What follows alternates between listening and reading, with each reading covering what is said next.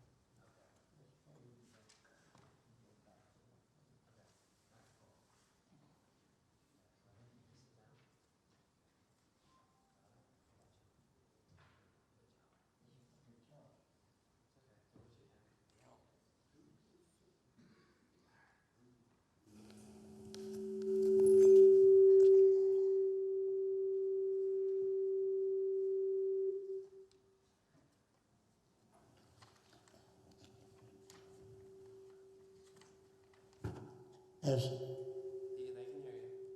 Right. They can hear you. They can say, I have a feedback. Was the hearing aid? I'll think of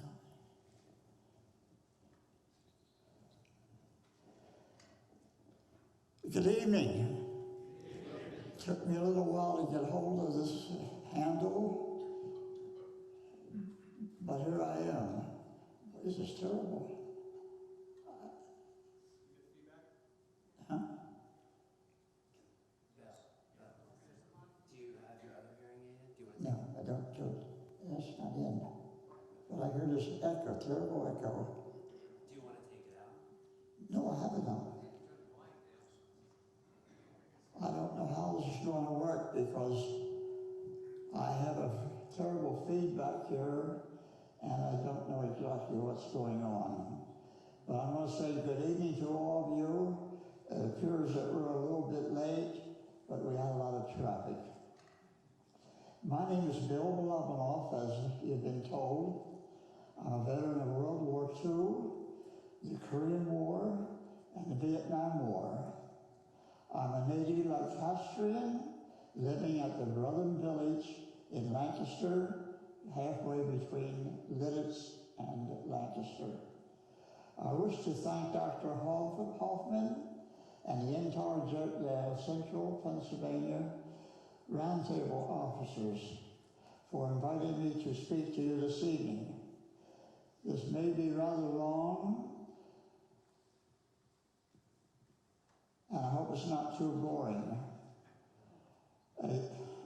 You just experienced one of my problems why I'm not going to be able to talk. He's going to read. I have problems with the communication between my eye and my brain, and I have trouble reading. And that's, we're going to have a quick recap that will be followed by a general idea of what the Merchant Marine is and what their duties were, emphasizing the World War II time period. Most of you are aware that our great nation is guarded by various branches of the military, notably the Army, the Navy, the Marines, the Coast Guard, and the Air Force. Many of you do not know that there was another branch of the U.S. Merchant Marine that makes 5 plus 1 is 6 branches. This branch was founded June the 12th, 1775, making it the oldest branch of defenders and served in every war or totalitarian action since we were a nation.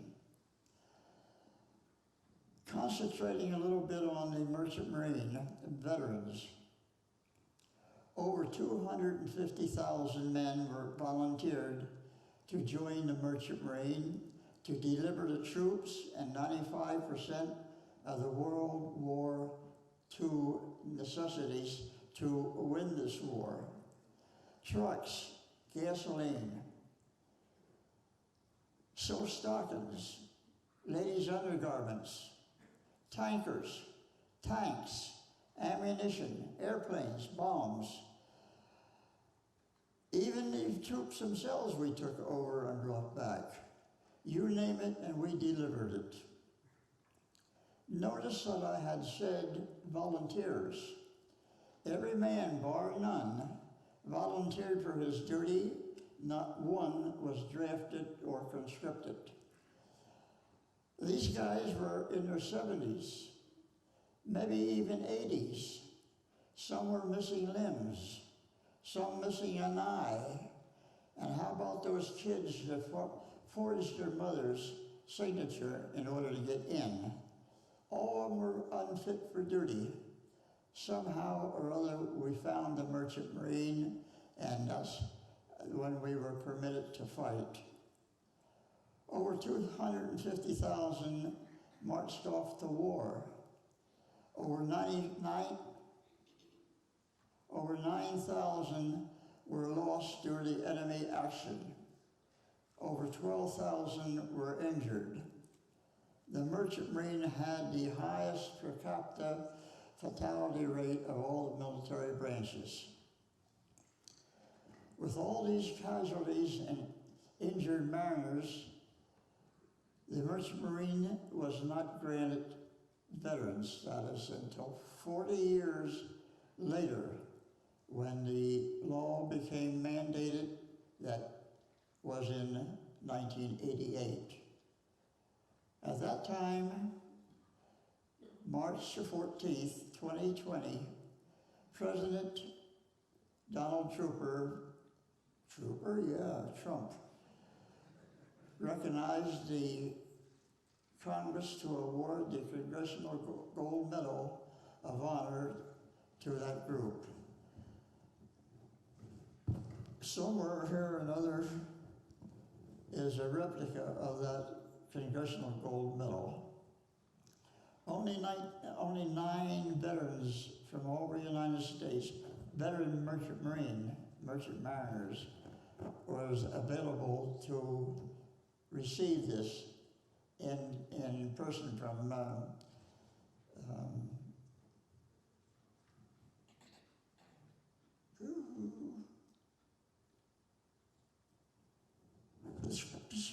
the Speaker of the House, Nancy Pelosi. Shame on me. But at any rate, we had a nice time down at Washington receiving this. Now,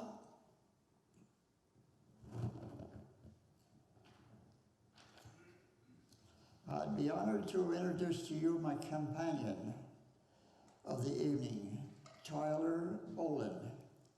Mr. Bolin attends Albright College. He is studying business administration, and as a second, he's taking Civil War statistics. In addition, he is also a World War II enthusiast, so much so that he bought an original Jeep, World War II Jeep, and he is restoring to that. Good luck to you, Taylor. We will be hearing from him in a few moments. Just a moment. At this point, I must deviate from my normal format, and the problem is I can't read it. he's going to read it for me. But I'm so determined to tell you my story and tell you the story of the Merchant Marine that we try this all-in approach.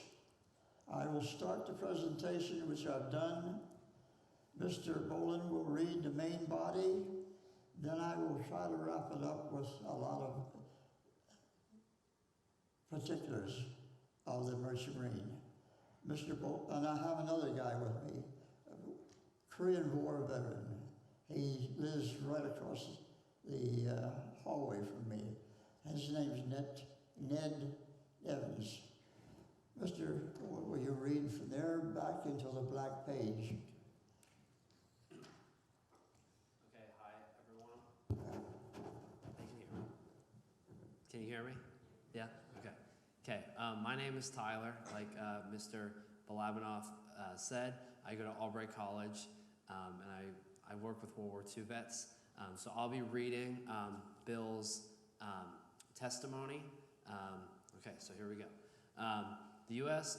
Merchant Marines was established 248 years ago on June 12, 1775, at the beginning of the American Revolutionary War. A group of angry colonists commandeered a merchant vessel, armed it, and waged war against the British Navy. This became known as the Battle of Machias, and it was the first engagement of the American Revolution. The role of the merchant marine during World War II, one word, logistics. The fighting branches had very few, if any, vessels designed to carry any cargo, even through the military required tons of supplies per man and millions of tons of heavy equipment in every war theater. Okay? This is what made the merchant marines indispensable to the war effort. So what is a merchant marine? A very easily understood concept of the merchant marine would be to liken it to a modern day trucking firm. Trucking companies offer to transfer cargo from one city to another for a fee.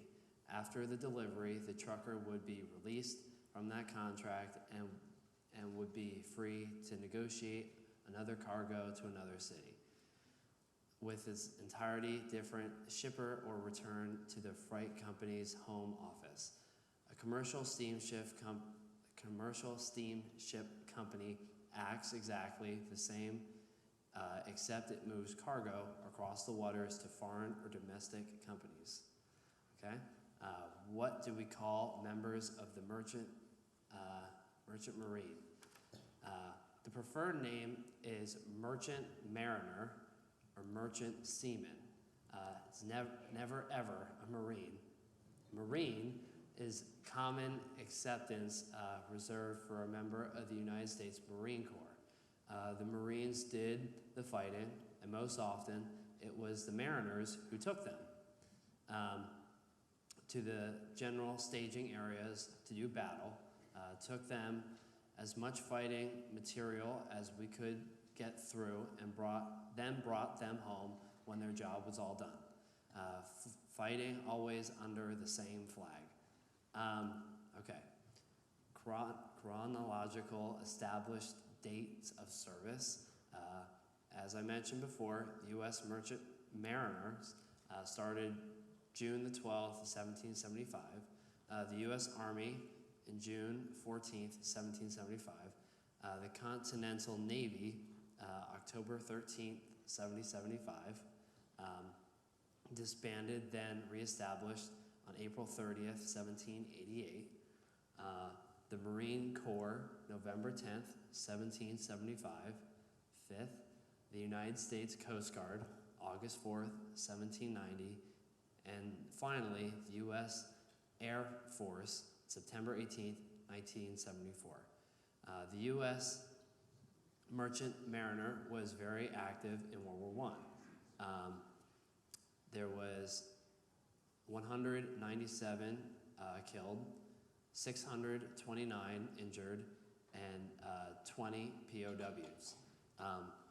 We all know that Pearl Harbor was attacked by the Japanese Empire on December 7th, 1941, and a declaration of war was announced by President Roosevelt, and then our whole way of life changed as America as we went to war. But here are a couple of little-known facts that occurred, scarcely a headline at the time.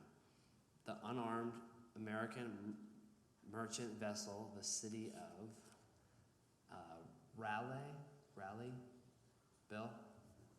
the city of Raleigh, Rayville. okay, Rayville. okay, was en route to Melbourne, Australia, when it struck a mine in the newly laid German minefield on November 8, 1940.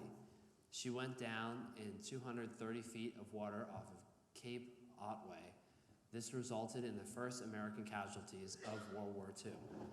One mariner was killed in this warlike activity. Now, this was a full year before the Pearl Harbor attack. Prior to Pearl Harbor, there were 23 U.S.-owned or chartered ships sunk, damaged by the enemy activity, with 243 merchant mariners killed in action, even though the U.S. was technically neutral. This pretty well backs up our whole motto, first to go, last to return. During the Great War, it is estimated that the number of merchant seamen, or mariners, grew from 55,000 to 250,000 men.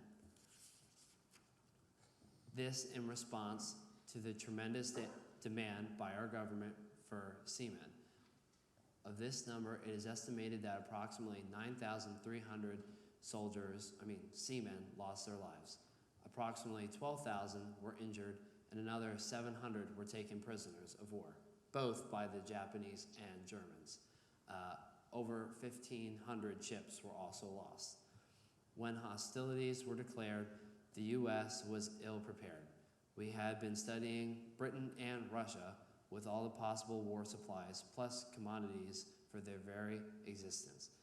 This meant we had to proceed 100% gearing up for and restarting factories and gathering workers from a workforce that did not even exist in the maritime field. This included chartering ships of all flags possible, chartering all American ships, enlisting and training merchant seamen. The Warship Agency was established and eventually was placed under the U.S. Coast Guard, and so went the Merchant Mariner. After satisfying the national military manpower, the Merchant Mariners had to reduce its entire recruitment. There are documented accounts showing men in their 70s volunteered, even in their 80s. Men with missing limbs and faulty eyesight. Men with punctured eardrums. 15, 16-year-old boys suddenly became a few years older than their birth certificates indicated. Hundreds falsifying their parents' signatures. So, why did these young men volunteer by the thousands? Well, that was the attitude of the young men in those times. Gung ho on serving their country. Little did we know, or even suspect, what lies ahead on the high seas or the air over Europe and the Far East and on the beaches of Normandy and Iwo Jima, Guadalcanal, and dozens of other obscure islands. The answer is patriotism, maybe. Love of our country and freedom. You're darn right, and most of us in this room tonight would do it all over again. And he salutes you guys. Kind of like a side note, a lot of us merchant mariners thought we were enlisting in a branch of the military. Imagine our surprise when the war was over and we were no longer needed. No recognition, no GI Bills, no jobs, POWs. For a while, merchant ships were being sunk faster than they could be built. Ships were being sunk off the East Coast from Halifax to the Key West and on into the Gulf of Mexico at an unbelievable rate.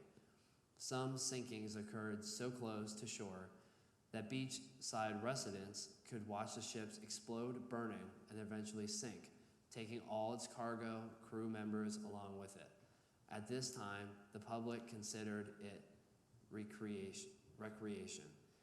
Record shows that this particular area swallowed up approximately 300 vessels. At Cape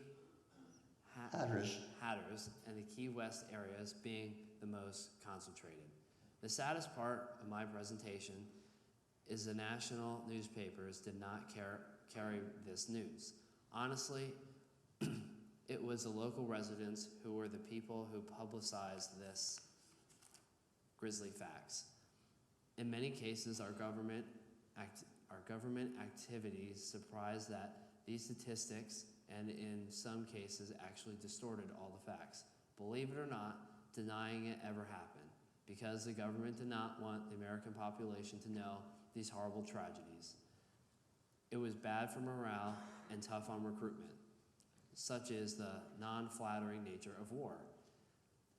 In a longer version of this presentation, Bill will describe a particular dangerous area of the world called the Mermask Run. And its sickening casualty rate.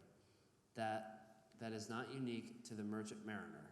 Considering the Army at Normandy and the Marines at Iwo Jima and the Navy at Pearl Harbor and the USS Battleship Arizona with 1,177 casualties on one battle, one ship.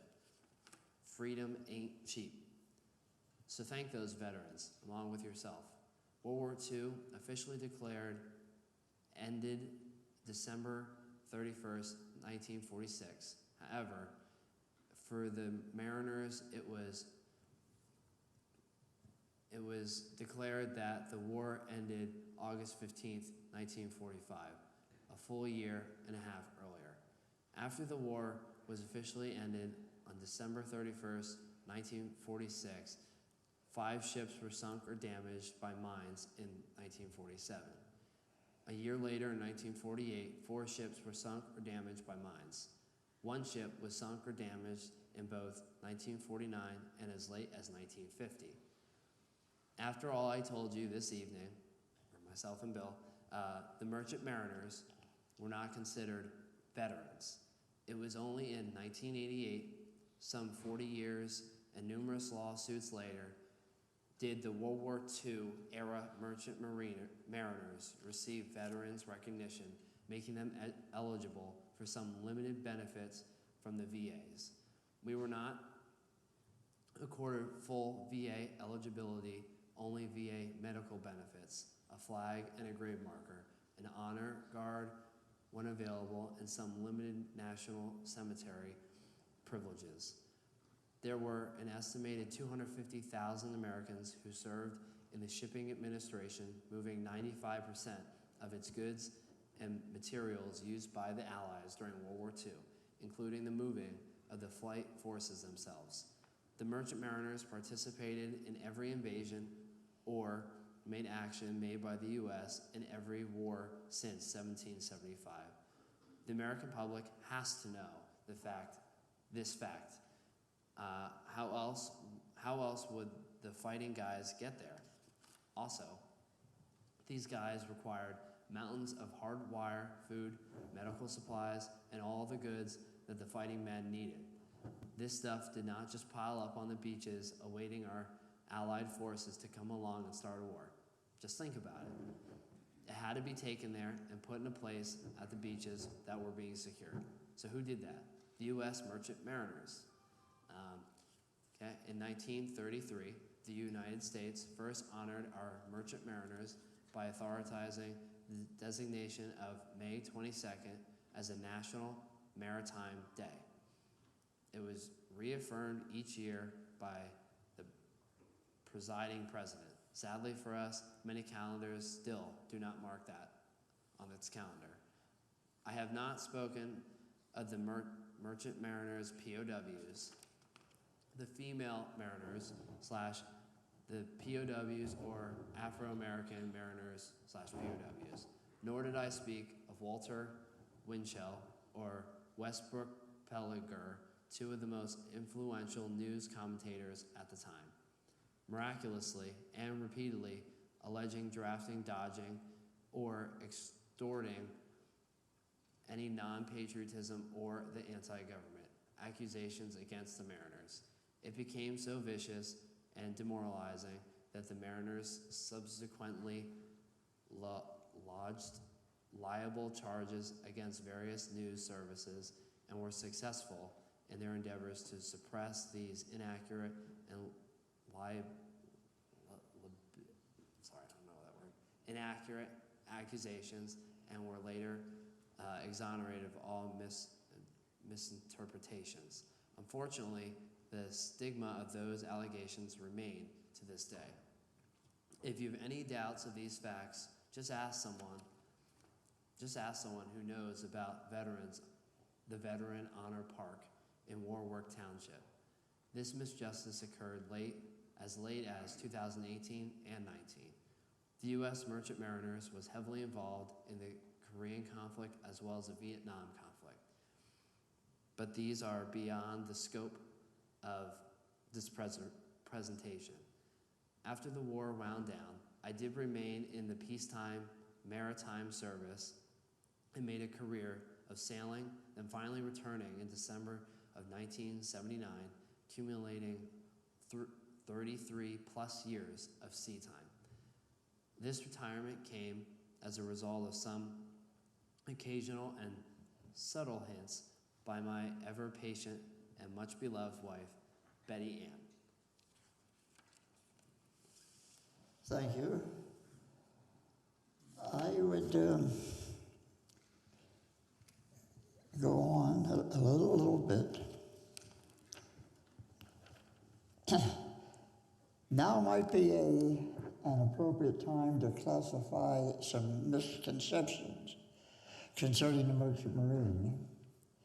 We know that 250,000 volunteered to sail the ships in World War II, and there were 9,000 casualties. Most of these are at the bottom of an unknown ocean or sea somewhere. There were 12,000 injured mariners, all identified. There are those who still do not accept us as veterans. And we did not enjoy the privileges of the GI Bill of Rights. I will refer to U.S. law and 3 portions of Pennsylvania law that might straighten your mind out. Title 38 of the CFR, which is the Code of Federal Regulations, classifies 5 branches as veterans of the armed conflict: the Army, the Navy, the Marines, the Air Force, and the Coast Guard. This act does not include the Merchant Marine and many groups that should be recognized. However, U.S. Public Law 95-202 modifies that previous law. That article was amended to read U.S. Merchant Marine who served in active ocean-going service or active military veterans. So the federal government says we are veterans. Pennsylvania House Bill 58 provides for a bonus for Pennsylvanians who are Merchant Marine veterans. Pennsylvania Law Bill number 775. With this change, the graves of deceased veterans who served in the Merchant Marine during World War II would be entitled to the same grave demarcations as the other services did. And finally, the blind veterans pension. In defining military active service, the term also includes the members of the United States Merchant Marine. Now, are we veterans or are we not veterans? I think we are, and a lot of you guys will think they are later. Now then, I am often asked, how did a guy from the Farm Belt of southern Pennsylvania end up a merchant mariner? Did I volunteer? Was I drafted? Or maybe a quick retreat to evade a shotgun-toting father on the prowl? Well, here I am, a young guy, junior high school. Nothing to do but eat, play games, try to make out with the girls. All the while trying to keep out of my mother's hair. And our country is on the edge of something called a World War. Okay, I don't know what the World War was, so I go back to oogling for the ladies. Then one day I go to school and my buddy says, grab your gun, Bill, and let's go. Hey, whoops, what are you talking about here? Just like that, Pearl Harbor. And slowly I start to lose my buddies on the street. And the streets became filled with strangers in sailor suits, Marines, Army. Hey, where did all the girls go? Well, we soon learned that the girls and military uniforms were like magnets. They got the girls and we went hunting. I quit school to join the Navy. I made a mistake. I put the cart before the horse. Excuse me.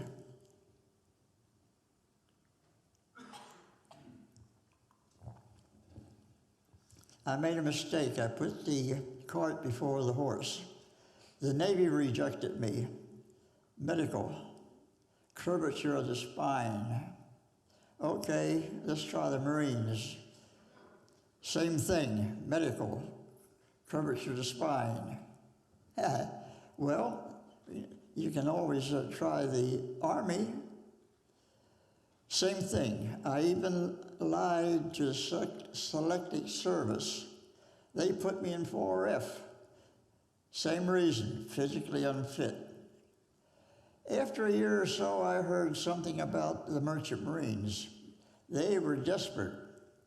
So give it a try. 4 of us went down to Baltimore, Maryland. The examining doctor determined that we could walk, we could talk, we could see some things, and we could hear a lot of things if it were louder than a cannon shot. Great bunch of guys we have here. Give them a number and give them a travel check. Now, you go to a big city where the recruiting people are full of guys all outfitted in neat uniforms, and they ask you a bunch of questions and you sign a bunch of papers. You go home, and in a couple more days, you are put in a train and a bunch of other kids and sent to boot camp. Here they cut off all your hair, and they stuff you with needles. A lot of you veterans know this, I don't have to tell you. Now they take all your clothes and throw them in a box. Give you new stuff from the skin out, and they throw all this other stuff away. Now I have never had that many new clothes in my life, and 2 pairs of shoes a work shoe, and a dress shoe. Is this living, or is this great, or is this what? They gave us 3 meals a day, a place to sleep. Heck, they even gave us $30 a month. But they took half of that away from us and gave it to our folks at home. We even got to see a movie once in a while, all free. Now, nobody can give you this stuff away for free. It has to be the government. And we are here. We are merchant mariners, and we are serving our government. But now we meet our drill inspector, and that's when our troubles began. But that is a different story, and I'll leave that for later. But my troubles really started about a week or so earlier when my mother found out that I had forged her name, indicating she gave permission for me to join the Merchant Marine. Now that was something to remember. And that is how I turned out to be a merchant mariner. Where are we at here? No. That's not it yet. That's not it yet. Odds and ends. Over 200 merchant ships took part D-Day Normandy to make a breakaway harbor called the Mulberry Harbor. 33 merchant ships were deliberately sunk to make a breakwater so that the smaller boats could unload the LSTs and LSIs. Army could unload the soldiers to go ashore at Normandy. This tells me about the 33 ships that were sunk at Pearl Harbor, merchant vessels, which very few people ever know that.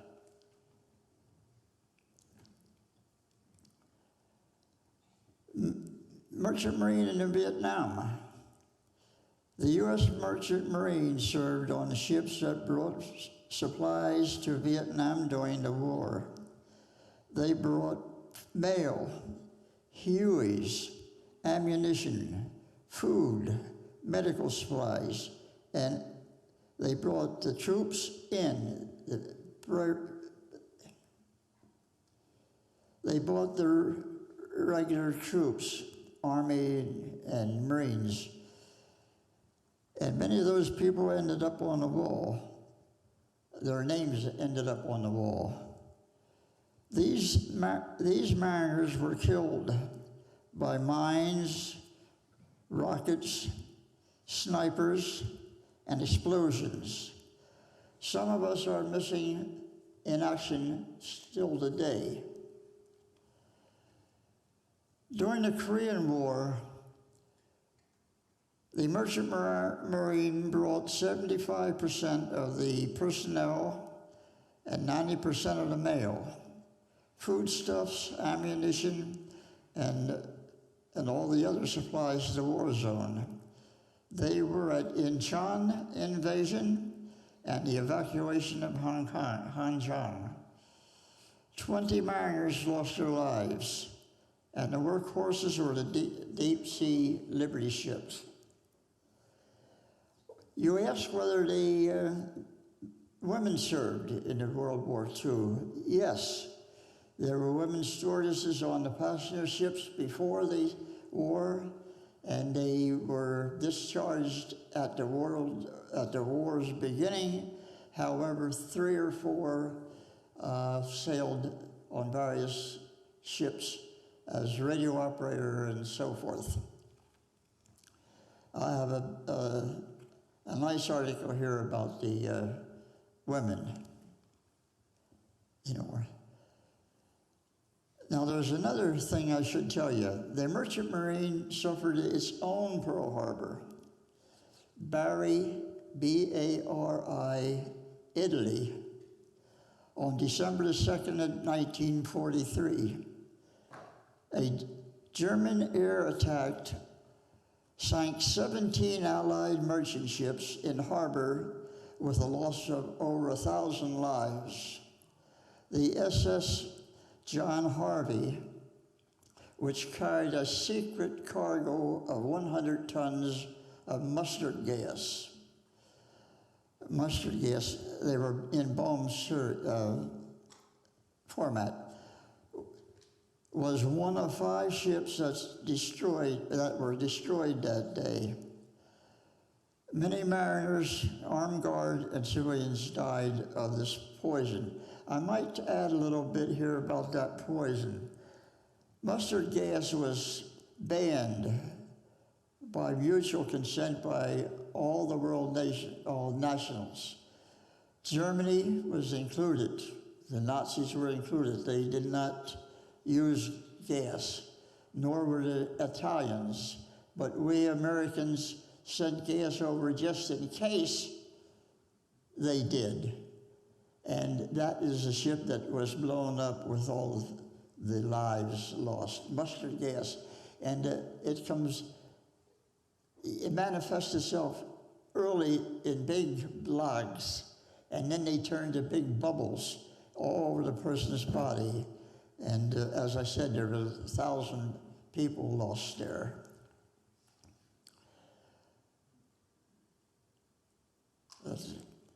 Before I close, I have been asked to talk about the medal that you see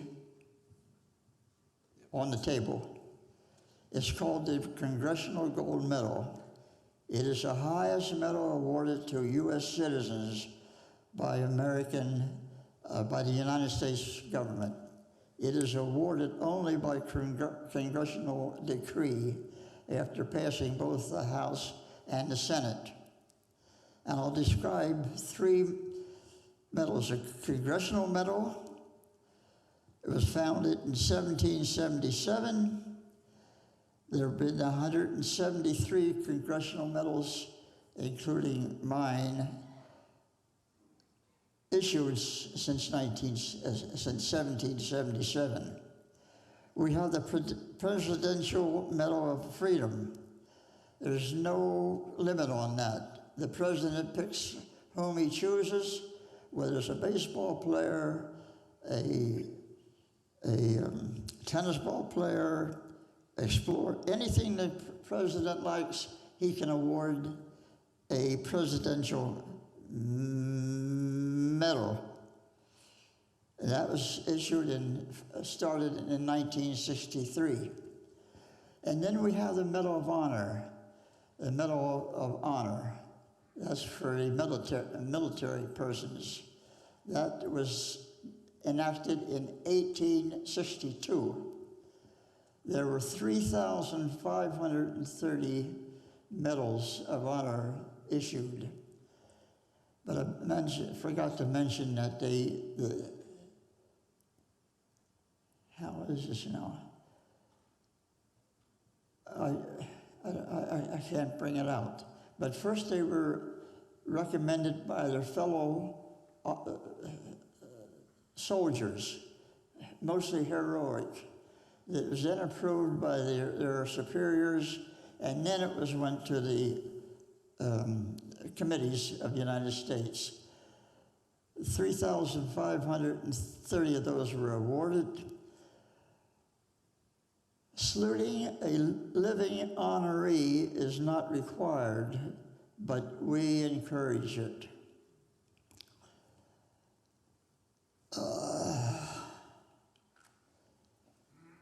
The American merchant, he did tell you that.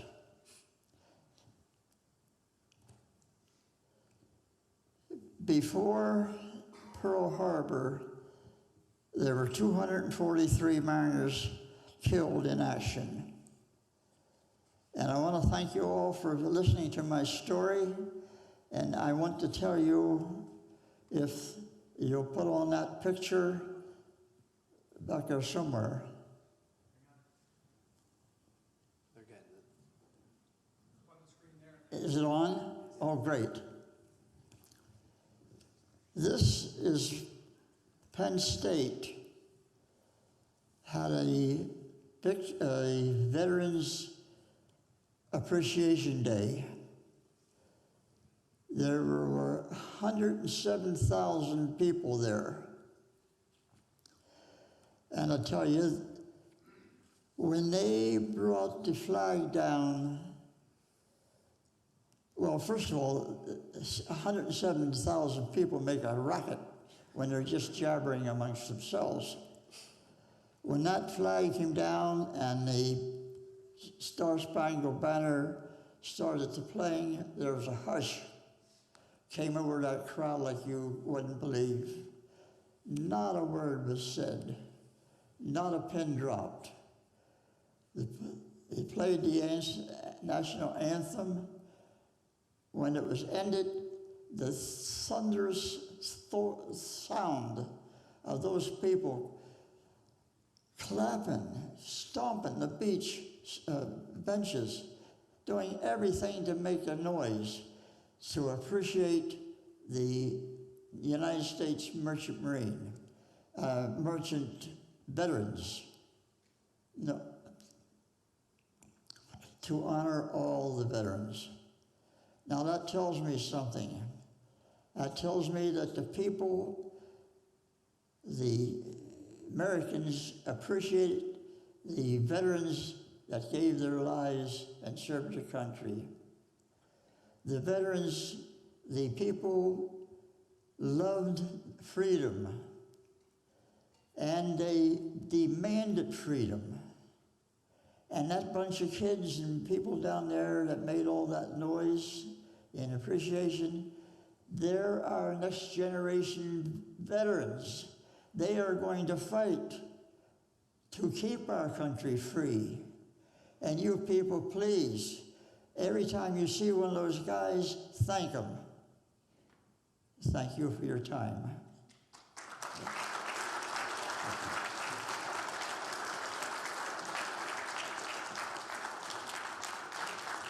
Thank you.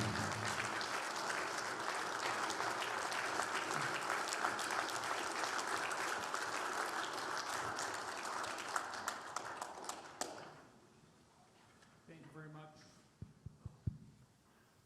Got me now? Yeah. Thank you very much. That was a great presentation.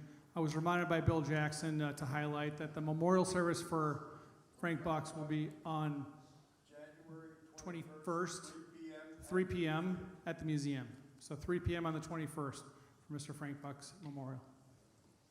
All right, we have questions. We have a lot of folks in the room. We'll walk the microphones around either side. Just raise your hand and we'll get you the question. And Tyler, if you can help us out, repeat the question as required. Bill, they're going to ask questions. Yes. And then I'll tell you. Thank you for your service, sir. I want to say I did hear and recognize the recognition of the Merchant Marine Services at the World War D-Day Memorial in Bedford, Virginia. Was one of the only places I ever seen recognition for the Merchant Marines. I also want to say that my brother served in the Armed Guard, which was part of the U.S. Navy assigned to the merchant ships in World War II. And he was approximately your age, sir, and he spent his whole time from June of '42 until the war ended, primarily going from New York to Murmansk, Russia, supplying them with all the weapons and everything they needed. And he did say one thing which I could never figure out. He normally reported to the merchant captain of the ship, but if they had gunners or gunnery on the ships, they may have had others. Do you know if they had many other sailors on the ships who fire or used weapons if they had them? Bill, on the ship, did they ever fire weapons? Like, did you have weapons on your ship, and did you ever Okay, I got some of his questions, but Tyler, tell me. The merchant ships, when they first started the war, were unarmed. Later, they put the armed guard. That's a special part of the Navy that's trained to operate those cannons and the anti-aircraft guns. We had a 5-inch gun on the stern, a 5-inch cannon on the, 3-inch cannon on the bow, and we had maybe 2, 4, 6, 8, 10, 10, about 20 anti-aircraft 40 millimeter anti-aircraft guns that were operated by the armed guard, naval armed guard. Now people ask, how did you get along with the Navy armed guards? Well, as I tell people, when you get 100 people in a small space like a ship, you're bound to have some differences of opinion.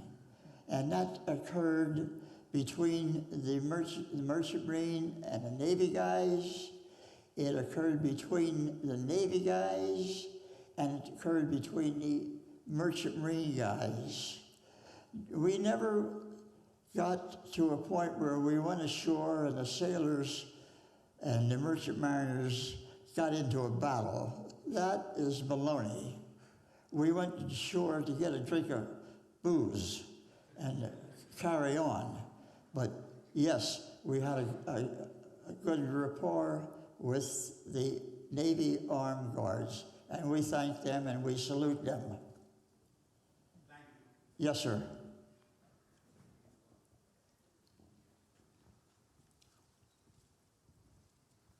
I think I'm still hot. Good.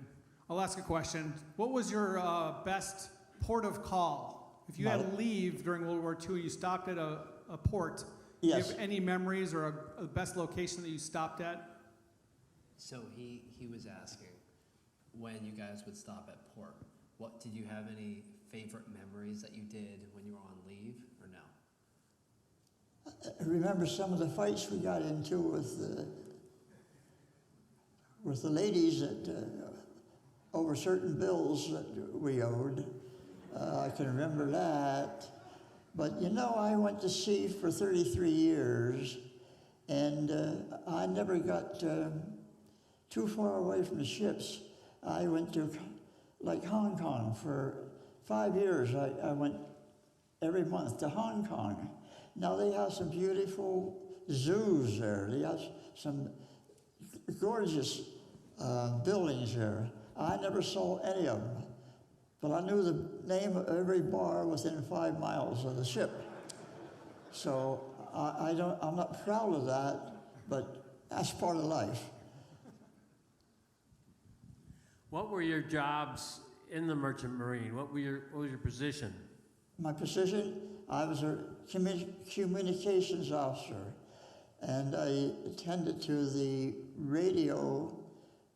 There were 3 of us, and we weren't allowed to transmit from those ships, because if we transmitted to the Commodore of the convoy, the submarines would find out where we were at, and they would blow us to pieces. So what we did was, if we had a question, we used semaphore or the blinker light to talk back and forth. That made no sense. Then what he did, what the Commodore did with it, we don't know. And if anything came to our ship, it came through the Commodore, and they send it back in code with either flashing lights or the flags. So I was later I became, after the war was over, I stayed into the commercial merchant marine, and then I was a communications officer and repairs.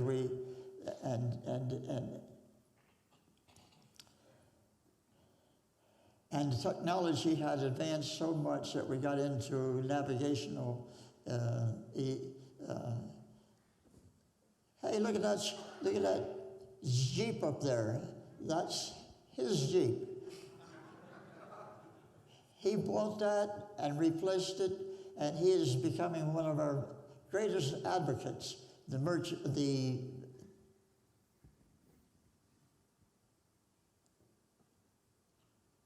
veterans, the veterans of everything. He's one of your champions. Get his card and call him. Any questions? Did the merchant marine ships transport troops from United States to Vietnam? So he's asking, during the Vietnam conflict, did the merchant mariners transport troops from the U.S. to Vietnam? Oh, yes. Vietnam and Korea. I could have been on one of your ships. He was a Vietnam vet, so he said he could have been on one of your ships. Very, a trooper. Yeah, one of the troops ships. Yeah. Okay. Yeah, thank you for your service. Thank you, sir. Did you ever have any close calls? Hey, I'm the one guy that didn't have any close calls at all. I went into the Merchant Marine in 1944 at the height of the sinkings of the ship. I got into a convoy. We saw ships being sunk out on the horizon, but the convoy I was in, never. The ships, we saw submarines coming down through the center of our convoy, but we couldn't shoot them because we might miss and shoot our own ship. So, and I went through the entire war without a scratch, and I attribute that to my mother's close connection with that guy up there. Oh, thank you, and Yes. good for you. Thank you.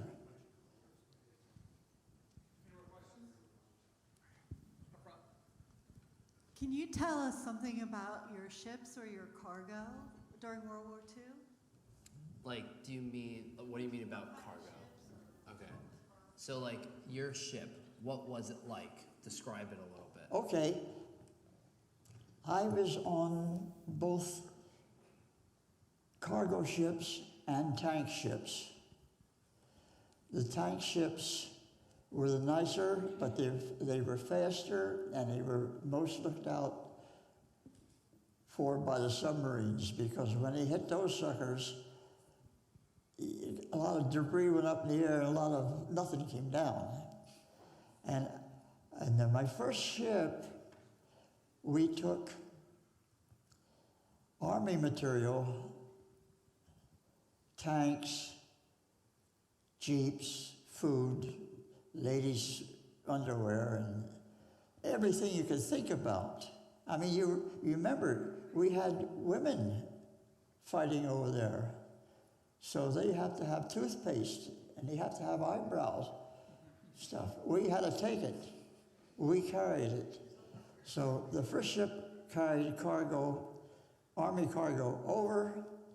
Then when we were finished unloading, we backload damaged equipment. We brought that back to the States.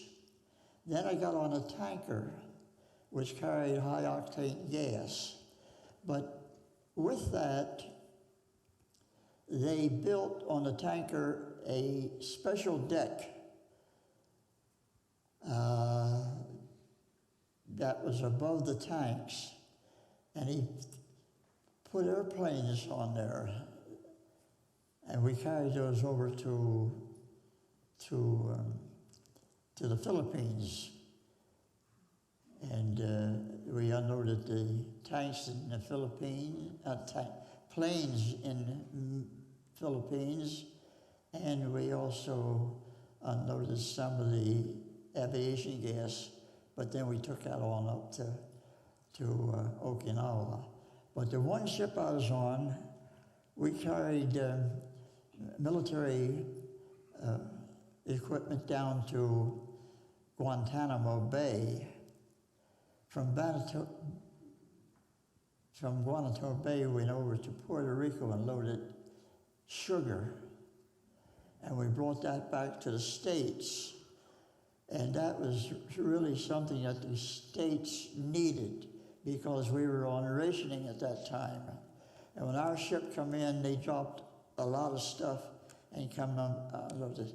But that was to show that the Merchant Marine was dual capacity. We worked for the government, and we also worked when the government didn't need that particular ship, then they chartered out to commercial stuff. So we carried both ways. Thank you.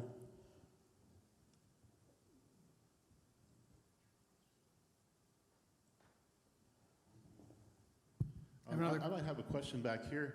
I'll ask my own question, maybe, Bill. Can you tell us a little bit about your everyday life as a merchant mariner, like a typical day at sea during World War II, like what you do day by day on a typical day, 24-hour period? So, what was your average day like? Describe what you would do on the ship. What did you do? Okay. In my particular case, I stood a watch, 4 hours on, 8 hours off. 4 hours I was on the radio listening for anything that comes through.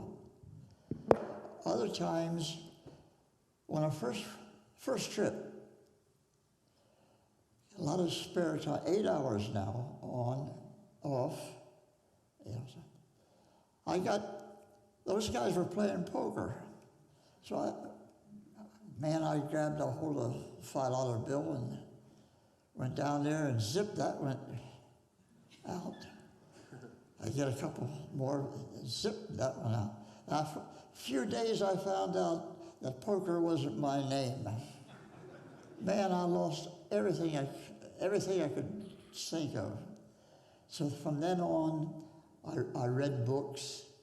We listened to the shortwave radio and listened to what they were telling us in Washington. But that's about the only thing. Some people learned to paint. Some people took up education. They got their GEDs through the government. You could do anything you could by yourself. But my main thing was reading and listening to the radio. There was nothing else to do. Eat. But that's about all.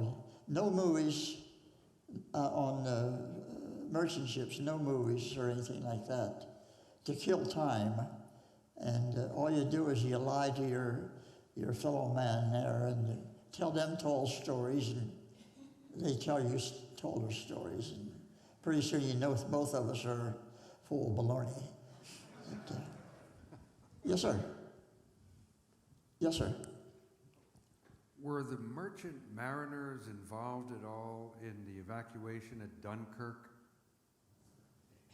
At the evacuation of Dunkirk, were the merchant mariners involved in that or no?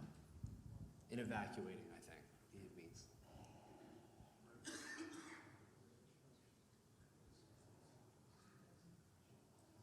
I can't say if they were immediately taken from shore or not, but Dunkirk had to be evacuated, and they had to be taken somewhere. So I have to assume that the small boats, LSTs, LCIs, and so forth, carried those evacuees to a larger transport, and the transport would be taking them out. But from the immediate section, I don't know. I had never thought about that. How many Good people question, were though. on?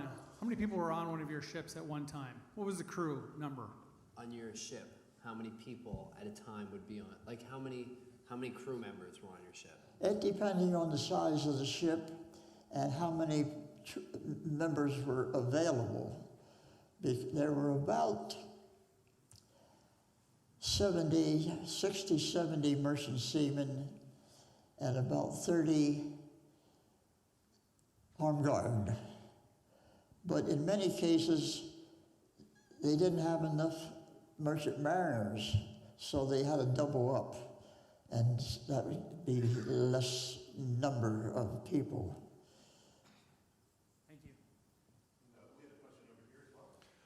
Have you been to the Merchant Marine Memorial in Battery Park in New York? And if so, what do you think of it?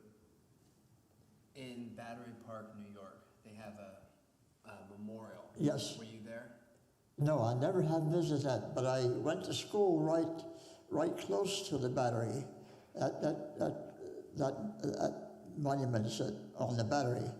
I went to school right close to that, but I didn't get to see it. No, it is a beauty, but there are many beauties now for the Merchant Marine.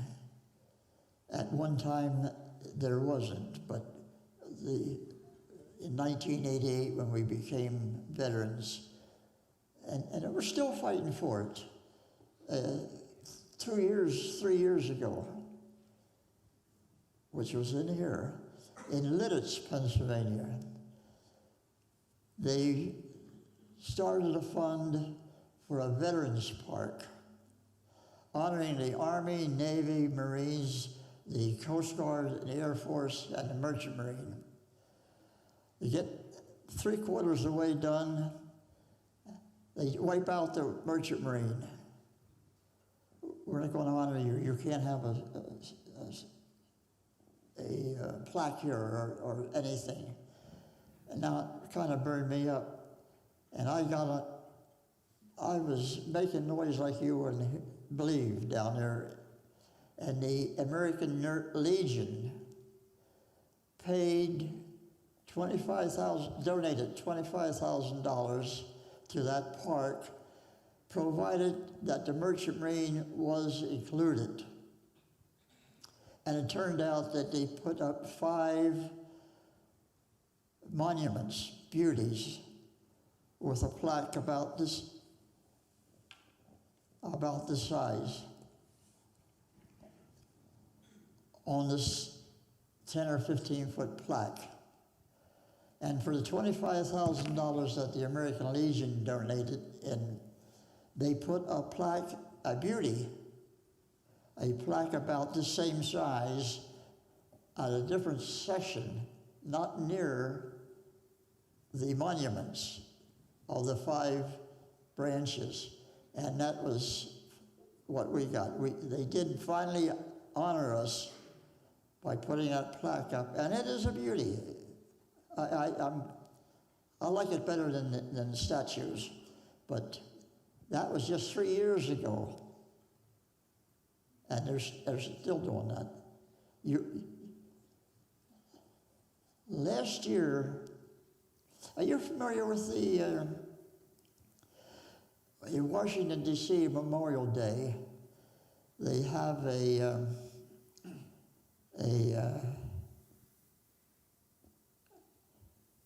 concert. They have a concert down there, and it is nationwide. They have hundreds of thousands of people come down there, and they honored the 5 original branches, but they did not honor the Merchant Marine. And the Merchant Mariners got busy, and I contacted Smucker and a few of our officials, and I found out that it was controlled by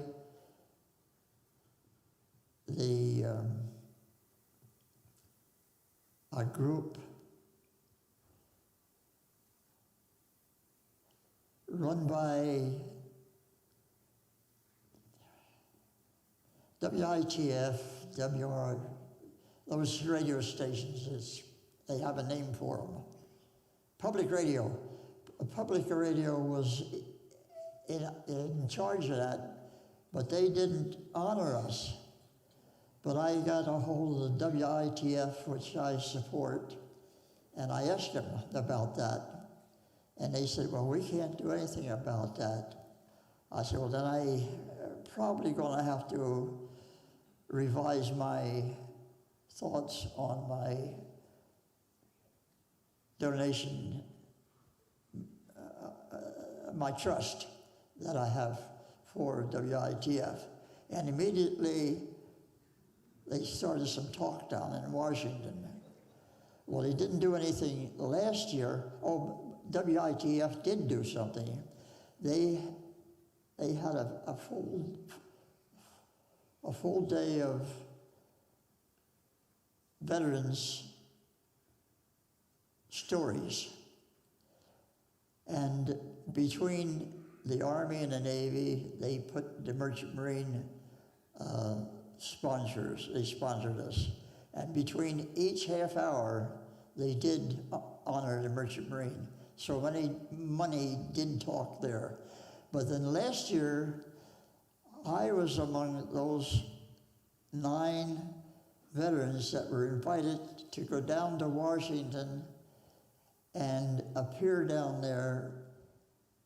And when they had that concert, they honored, or they mentioned the Merchant Marine. So we are making headway, but damn, it's hard. It's pulling teeth. Thank you for your service, sir. Appreciate that. And we apologize to you and the other merchant mariners who did not get the recognition that they should have. But I'm wondering through all this, who signed your paycheck? Was it a government, or is that a private entity, or who paid you for your service there? Now this sounds like a good question, but I don't know what it is. She says, so she apologizes that you guys didn't get the recognition for so long. She then asked, who paid you? Was it the government, or was it the Navy? Aha, that is a good question. Yeah. A lot of people say that well, first of all, if a ship got sunk, the Merchant Marine's pay stopped. Out in the middle of the ocean, your pay stopped until you got back to shore. But the Army and the Navy, all the government personnel, they were paid until they got back to shore. Then they received transportation home. They received vacation and medical, everything like that. But they say, oh, you weren't paid by the government. Here's the catch. The government doesn't have ships to do this, carry this cargo. So they charter ships from a private company. Now that company is beholden to the government, but the government is paying the company to do that. So when we get our check, it's coming from the shipping company. But the government gave them that money to give to us. Now, where do we get paid? I don't know. It went in my pocket. That's what my wife, she learned to eat while I was going to sea, so therefore I had to have some money. And that's where I got my money to pay my wife. No, it is a very thin line there, and you must tell both sides of the story to be truthful, and you got both sides. Thank you. I have 2 questions from our online viewers. The first one is, did you ever carry any POWs back from war zone to stateside? So, talking about POWs, Yes. did you ever bring them back stateside? Oh, I didn't, but the Merchant Marine transport did. They even took some Japanese from the United States back to Japan at government's expense. Yes, the transports did that. The transports did that. Oh, thank you. And then the last question I have is, you didn't see combat per se, but you obviously, at the ocean, you're fighting the weather a lot. Strong seas and typhoons and hurricanes. Any experiences with that? So he said, besides, worrying about the enemy, did you ever have to fight against the weather? So typhoon. Man, you got another hour and a half. That's all your time. Weather, my ship, we have something at sea called a rogue wave. Now they come out of nowhere, they do all their damage, then they go nowhere. I was on a ship one time, that wave was about 40 feet. That's pretty high. And I was on the catwalk between the midship house and the after house. And those catwalks were made of some type of metal that it looks like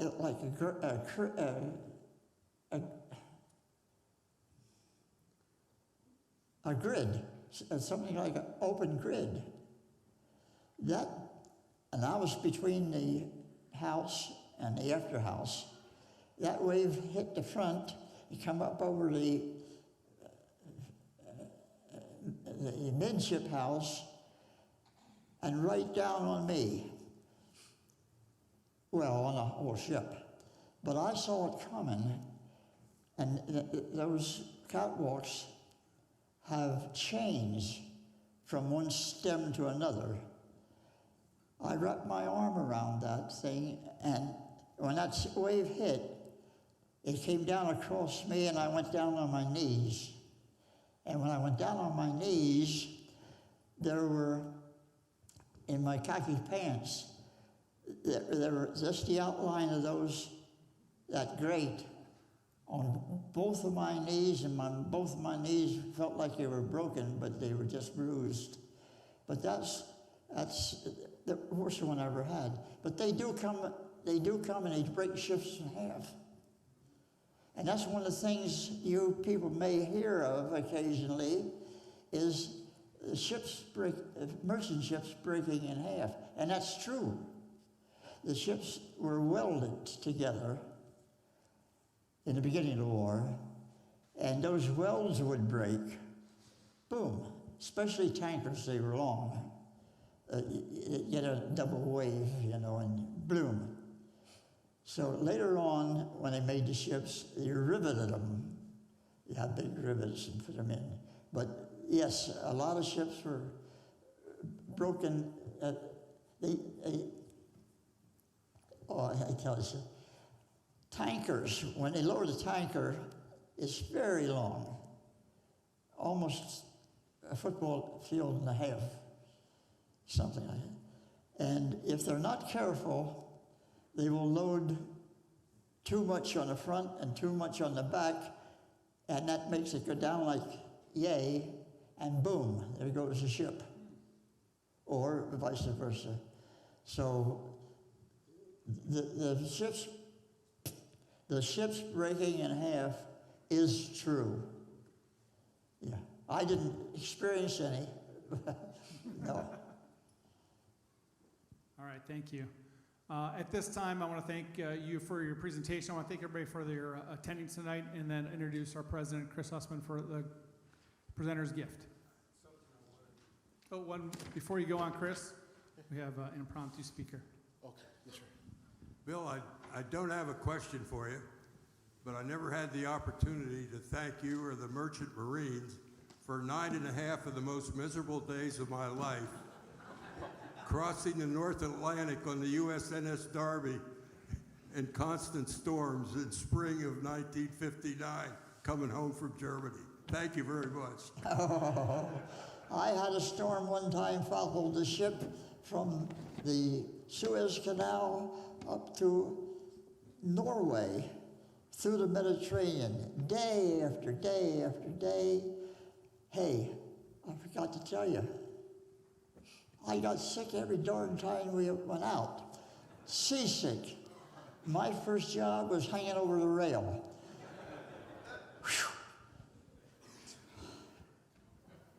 years, and he is something else, didn't he? Thanks very much. A few closing remarks. Thanks, Jeff, for introducing me, and thanks everyone for being here. Let me give the speaker gift, and I have a few other announcements at the very end here. Bill? Oh, thank you very much. Oh, wonderful. Great. You're definitely welcome. A small token of our appreciation.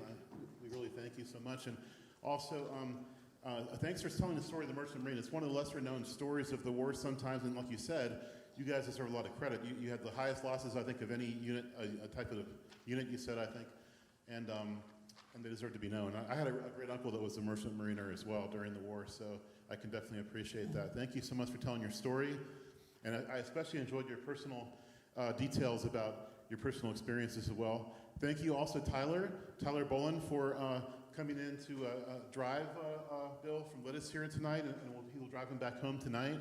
And also, we want to thank you for helping to facilitate the discussion tonight and helping him read some materials as well. We appreciate that. And just a few other announcements, everyone. So, Bill Jackson, thank you, our founder and first president. Thank you for being here, sir, and Mr. President, and thank you. And we all want to thank all of our board members and other volunteers who help us. The helmet guys in the back do want me to repeat every night at the end that we'd like you, if you can, out of the bottom of your heart, donate for our cause. They're in the back with authentic World War II helmets to help you in that endeavor if you so choose. As Jeff said, just to briefly, we'd like to re-announce it at the end. Andy Biggio will be our speaker on February 1st on the rifle, the book. March 7th, Michael Mocker is a former French resistance fighter. Very rare. As the best of my knowledge, we never had, in the almost around 21 years of the World War II Round Table, we'd never had a French resistance fighter, at the best of my knowledge. So that'll be, I think, very interesting for all of us. Thanks to all our veterans here tonight, World War II and otherwise. We wouldn't have a free country without you guys and your previous generations of all our veterans, so we thank you all. Always, we must do that. Thanks to our helmet guys in the back. Once again, we'll accept your donations.